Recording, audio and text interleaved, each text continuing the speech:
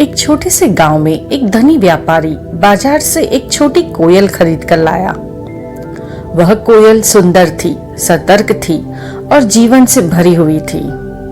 वह सुबह सूरज उगने से पहले वह मधुर स्वर में गाती और पूरा गांव उसकी आवाज से जग जाता था। कुछ लोगों को उसकी आवाज पसंद थी, लेकिन कुछ लोग शिकायत करने लगे। कोयल तो बस वही कर रही थी जो उसकी प्रकृति थी। कुछ दिनों बाद व्यापारी के मन में एक अजीब विचार आया।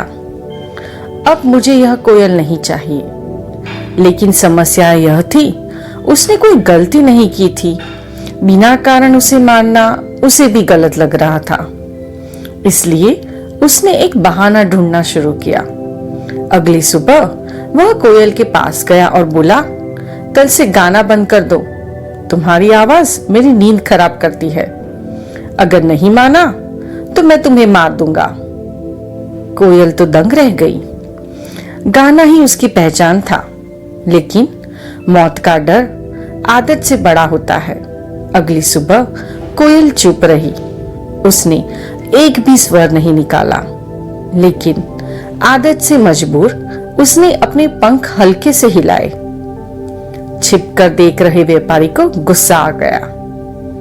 कल से अपने पंख भी मत हिलाना, वरना मर जाओगी।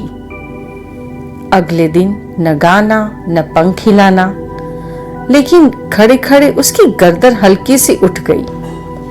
वही हरकत जो वह गाते समय करती थी। व्यापारी चिल्लाया, कल से गर्दन भी मत हिलाना।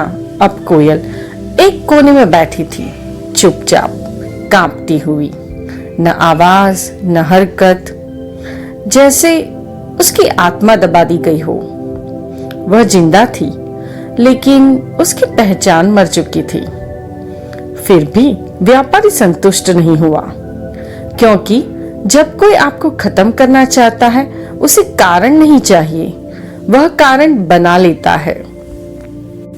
अगले दिन वह फिर से आया और बोला, कल से अंडा देना शुरू कर दो, वरना मैं तुम्हें मार दूंगा। कोयल तो जम गई। उसकी आंखों से आंसू बहने लगे। व्यापारी हंसकर बोला, डर लग रहा है मरने से। कोयल ने धीमे से कहा, मुझे मौत से डर नहीं लगता। मुझे दुख इस बात का है कि मैंने आपको खुश करने के लिए खुद को खो दिया। मेरा गीत मेरी पहचान था, मैंने उसे छोड़ दिया। मेरे पंख मेरी आजादी थे, मैंने उन्हें रोक दिया। आज मैंने सीखा है, जब कोई आपको मिटाने का फैसला कर ले तो झुकना आपको बचा नहीं सकता। काश मैं जोर से गाते हुए मरती, कम से कम मेरी पहचान तो जिंदा रहती। यह कहानी हमें एक कड़वा सच सिखाती है। कभी कभी दूसरों को खुश करने के लिए अपनी आवाज खो देना धीरे धीरे मरने जैसा होता है। अपनी पहचान, अपने मूल्य, अपनी आवाज डर के कारण कभी मत छोड़ो, क्योंकि कभी कभी लड़ना आपको बचाता है, और अगर नहीं भी बचाता तो कम से कम आपका आत्मसम्मान बचा रहता है। यह कहानी हमें सिखाती है कि दूसरों को खुश करने के लिए अपनी पहचान खो देना सबसे बड़ी गलती है।